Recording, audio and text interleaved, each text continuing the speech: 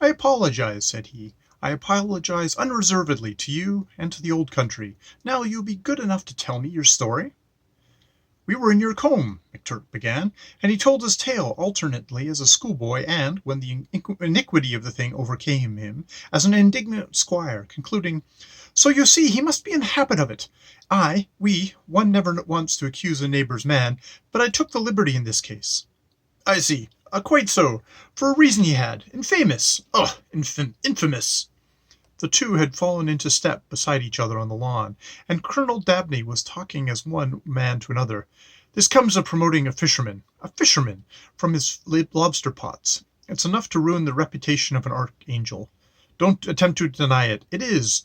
Your father has brought you up well. He has. I'd much like the pleasure of his acquaintance, very much indeed. And these young gentlemen? English they are. Don't attempt to deny it. They came with you.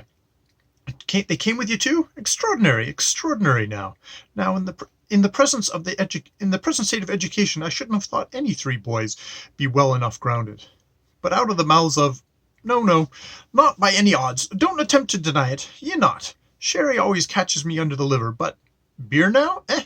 What do you say to a beer? And something to eat. It's long since I was a boy. Abominable nuisances. But exceptions prove the rules. As a vixen, too. And a vixen, too." They were fed on the terrace by a grey-haired housekeeper. Stlky and Beetle merely ate, but McTurk, with bright eyes, continued a free and lofty discourse, and ever the old gentleman treated him as a brother. "My dear man, of course ye can come again.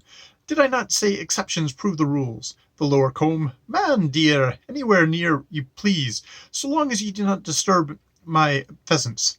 The two are not incompatible. Don't attempt to deny it. They're not. I never allowed any other gun, though. Come and go as you please. I'll not see you, and you needn't see me. You've been well brought up. Another glass of beer now. I tell you as a fisherman he was a fisherman, and he shall tonight be again. He shall. Wish I could drown him. I'll convey you to the lodge. My people are not precisely broke to boy, but they know you again. They'll know you again." He dismissed them with many compliments by the high lodge gates and the split-oaked park palings, and they stood still, even Stlky, who had played second, not to say a dumb fiddle, regarding McTurk, who had come from another world. And the 2 glasses of strong home-brewed had brought a melancholy upon the boy, for, slowly stroking with his hands in his pockets, he crooned, "Oh, Paddy dear, did ye hear the news that's going round?" Under circumstances, Stlky and Beetle would have fallen upon him, for the song was barred utterly, anathema, the sin of witchcraft.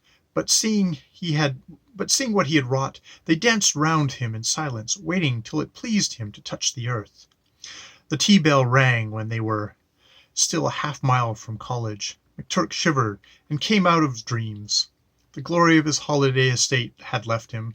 He was a colleger of the college, speaking English once more. "Turkey, it was immense," said Stlky generously. "I didn't know you had it in you. You've got a hut for the rest of the term, where we simply can't be collared. Fids! Oh, fids! I gloat! Hear me gloat!"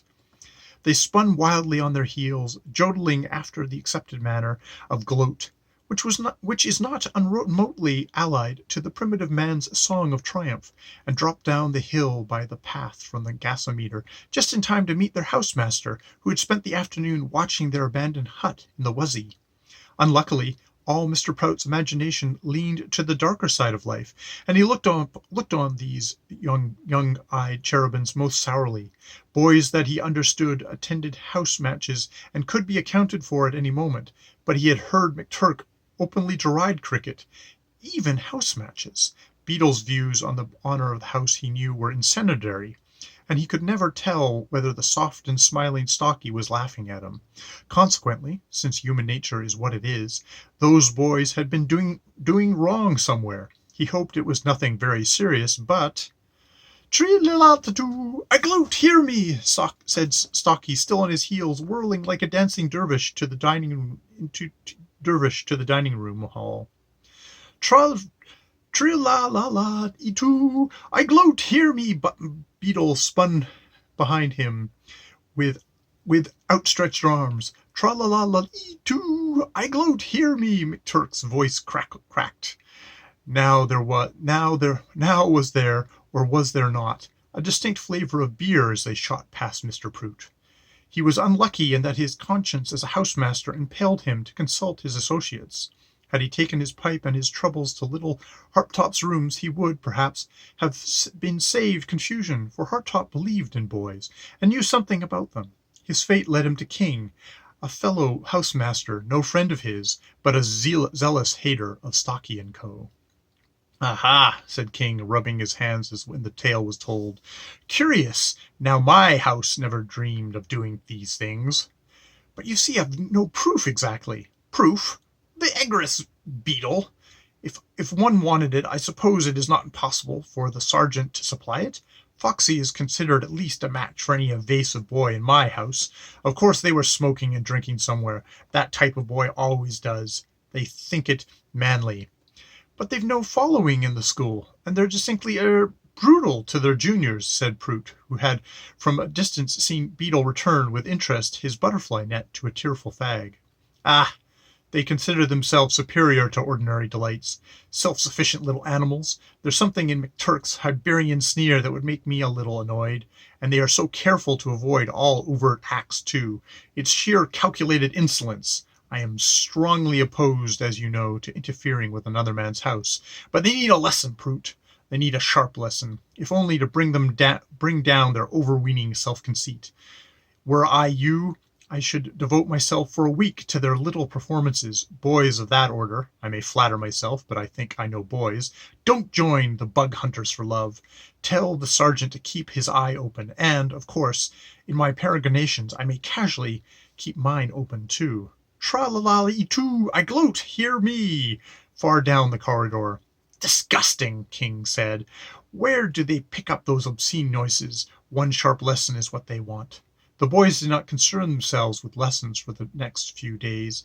They had all Colonel Dabney's estate to play with, and they explored it with the stealth of Red Indians and the accuracy of burglars. They could enter either by the lodge gates or the upper road. They were careful to ingratiate themselves with the lodge-keeper and his wife, to drop down into the coombe and return along the cliffs, or they would begin at the coombe and climb into the road.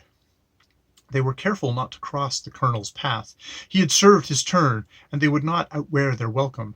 Nor did they show up on the skyline when they could move in cover. The shelter of the gorse by the cliff edge was their chosen retreat. Beetle christened it the Pheasant Isle of Abs for the peace and shelter of it, and here pipes and tobacco once cached in a convenient ledge at an arm's length down the cliff, their position was legally unassailable. For, observe, Colonel Dabney had not invited them to enter his house. Therefore they did not need to ask specific leave to go visiting, and school rules were strict on that point. He had merely thrown open his grounds to them, and since they were lawful bug hunters, their extended bounds ran up to his notice boards in the coombe and his lodge gates on the hill. They were amazed at their own virtue.